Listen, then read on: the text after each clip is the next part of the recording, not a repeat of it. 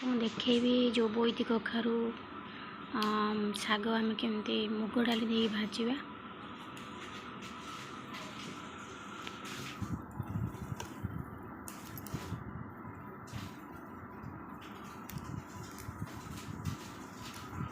तो सब काढ़ी नाड़ अलग प्रथम पतर को सब अलग करदे। देखो पत्र कढ़ाई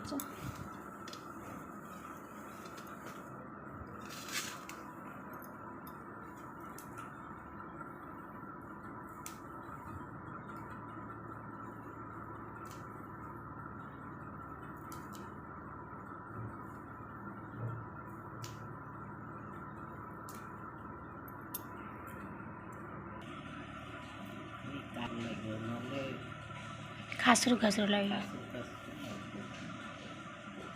पत्र जाक एमती मंथी देले हाथ में तार जो आंसटा जो खासरू खासरूटा लगी न था।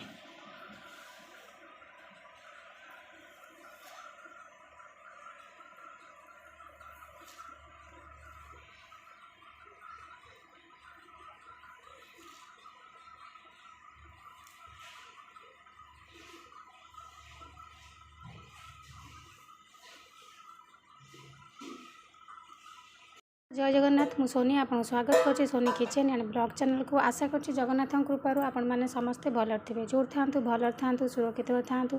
वीडियो को फास्ट टू लास्ट जाए देखुवे जब पसंद आसला लाइक करेंगे फ्रेंड सहित शेयर करेंगे आउ चैनल जब नुआ अच्छा चैनल गोटे सब्सक्राइब करने। तो डेरी न चाहूँ स्टार्ट करवा आज रेसिपी।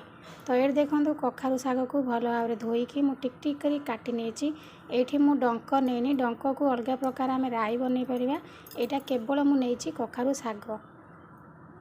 तो कखारू शाग को प्रस्तुत करने ये नहीं मुग डाली को मु राति को भिजई रखी सकाळू ना आप भिजई देवे 6 ରୁ 7 घंटा भिजई देवे बढ़िया से फुलीज आउ हुईसेल मारिया को प्रेसर में पड़ोनी। तो सागरे पकेले सांगे सांगे सीझ। तो 2टी कंचा लंका नहीं काटिकी आउ 2टी पियाज शाग मुग आउ पियाज देकी आम एटा प्रस्तुत करवा।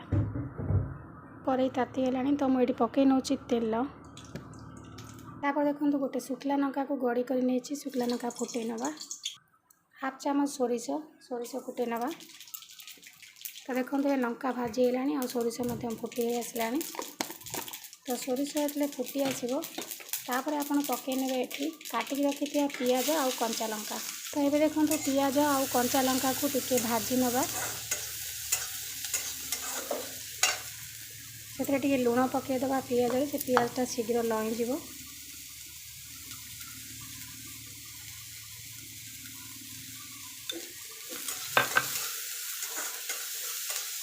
तो ये पकई नवा काटिक रखी शाग पियाज टी भाजी है आप शाग पकई ने तापर मुग डाली ताऊपर पकई ने पकई सारापर घोड़े देवे शाग सहित मुग डाली एका सांगे सीझीज।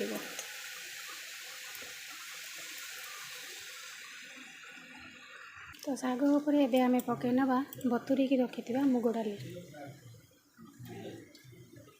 पकईदे टिके पानी देदेवे पानी देकी घोड़े दबा सीझा लगे।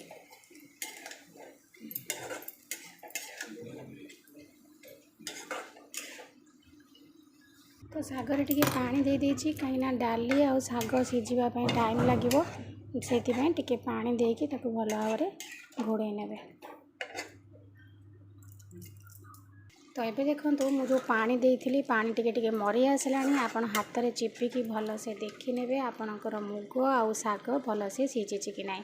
जदि न सीझी थाए आप आउ टिके पानी दे बसई ने आपको प्रेसर में गोटे हुईसिल मारिकी आपन ताको बनै पारे ये भाव में शाग मुग।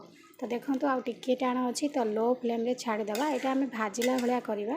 तो आउ टिके सीझिब तो ये छाड़देवे आप किस समय सीझीगला रेडी हो आपणकर शाग मुग। तो कखारू शाग को आप भाव में मुग डाली पकई करूँ देखिए खावाई बहुत सुंदर टेस्ट लगे ये कखारू शाग। तो आशा करछि आज वीडियो आपको पसंद आसो जब पसंद आसता लाइक करेंगे फ्रेंड सहित शेयर करेंगे और चैनल जब नुआ अच्छा चैनल गोटे सब्सक्राइब करने। तो आज मुझे विदाय नौ पुणी देखा आप सहित नेक्स्ट वीडियो से पर्यटन रोचे नमस्कार जय जगन्नाथ।